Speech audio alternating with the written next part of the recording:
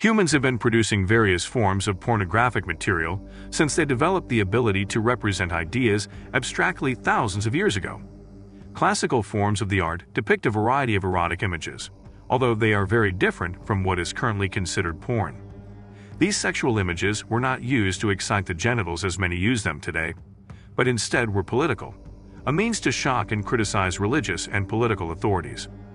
Pornography has always been a part of this world, dating back to the Paleolithic era, during which were the first known erotic depictions. Later in the 15th century, a printing plate for an allegory of copulation was quite popular. This printing plate depicted a young couple having sex with the woman's legs upright towards the sky at one end of the bench. At the other end was a penis with legs, wings, and a bell climbing onto the bench. Though hundreds were printed, none have survived.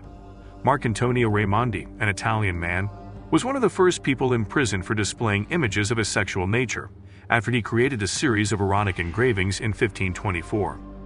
Pietro Aretino, an Italian author credited as the founder of modern pornography, helped negotiate Raimondi's freedom. By the mid-19th century, we began to see the rise of photography. At this point, the art of photography was still extremely tedious and expensive. Though erotic photographs were taken due to their expense, the majority of collectors were artists and the wealthy. A few years later, the first motion picture film was produced by the Lumiere brothers using their new patent, the cinematograph. It wasn't long until primitive stag films became popular. During the Victorian era, it was until about 1860 that the word pornography, as we know it today, comes to be. It was a consequence of those giant phalluses from Rome. As Italy was going through liberation, those artifacts were going to become public, and there had to be some way to describe them, and in this case, condemn them. This is one small example of the actions of an era where society felt the need to protect sensitive populations, now literate women and children, from the dangers of sex. In Britain, the first Obscene Publications Act was also adopted around this time in an attempt to outlaw obscene works. The act was heavily criticized for basing literary standards on what's moral for young readers, and was difficult to enforce. Lords got up and said what might be obscene to one person might not be obscene to another, and how can we judge? Modern pornography can be traced back to the mid-19th century. The printing press was responsible for the growth and development of pornography since the Victorian era. Records have it that most of the pornographic material available in England originated from France. In 1896, a French film titled La Couture de la Marie was shown in Paris. This was the first pornographic film ever shown. As technology improved and film production became less expensive, pornography became a reality for the common middle-class citizen.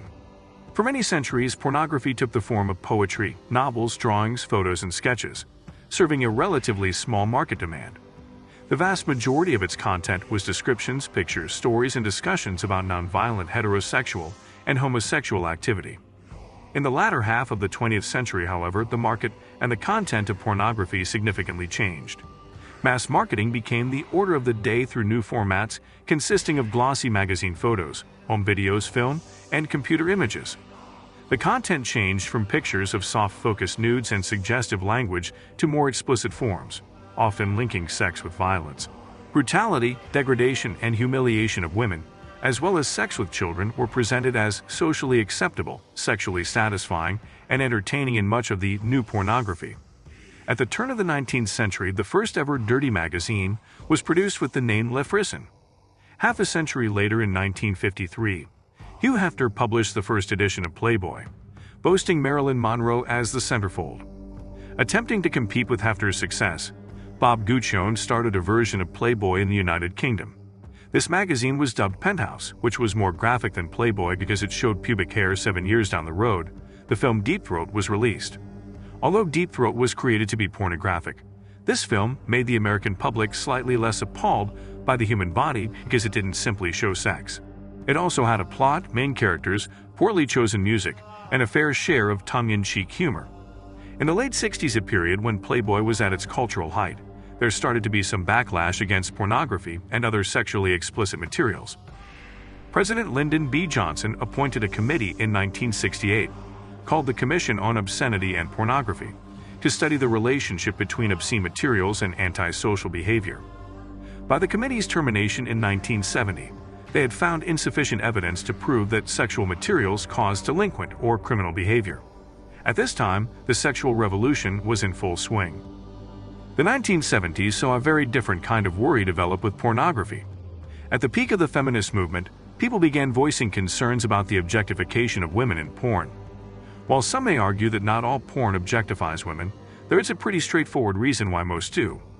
You have a heterosexual male consumer base which is raised in a male-dominant society. What would you predict would be the development of the pornography industry given those two facts? Says Robert Jensen, professor in the School of Journalism at the University of Texas at Austin. Women also consume porn, but the biggest customer base was, and still is, men. So porn catered to that demographic by creating products that often subjugated the women involved. By the time the 1980s rolled around in 1984, yet another commission on porn came to be. The Attorney General's Commission on Pornography was formed by Reagan and given the same task as the last commission. It too explored the links between antisocial behavior and obscenity, but came up with a very different finding. This commission concluded that there was a causal relationship between porn and harmful effects, such as negative attitudes toward women and violence. Their report called for increased enforcement of existing obscenity laws and further legal measures, like banning the transmission of obscene materials via phone. Consequent reviews of these findings have been mixed. Some of their conclusions seem to be sound, while others stretch the evidence. Later on in the 80s, pornography was now regularly available on pay-per-view. The adult pay-per-view channels didn't reach their height, however, until the late 90s, when we see their profits rise from $54 million in 1992 to $367 million in 1999. The popularity of this was short-lived. CD-ROMs of Penthouse Virtual Photoshoot, Virtual Vixens, and the interactive adventures of Seymour Butts were already being released to the public in epic proportions in 1991. Tim Berners-Lee and his associates at CD-ROM finished and debuted the World Wide Web. This changed the game of porn forever. Less than 3 years later, in 1995, Penthouse launched its first website. Daily, its website received between 600,000 and 800,000 viewers. Within the same year was the introduction of video conference technology. By 1997, Video Fantasy, a provider of online peep shows, had 20,000 regular subscribers.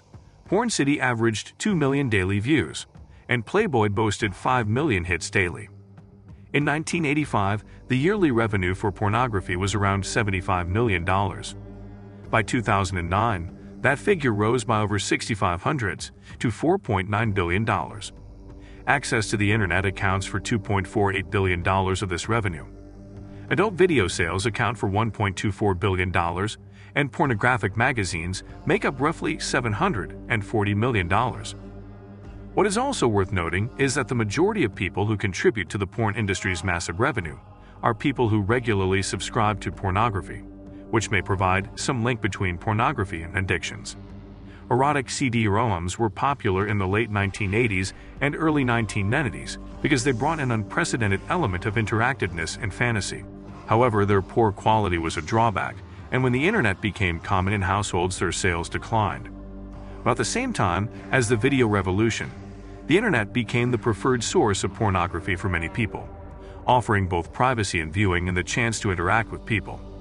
Digital media is revolutionary in that it allows photographers and filmmakers to manipulate images in ways previously not possible, heightening the drama or eroticism of a depiction.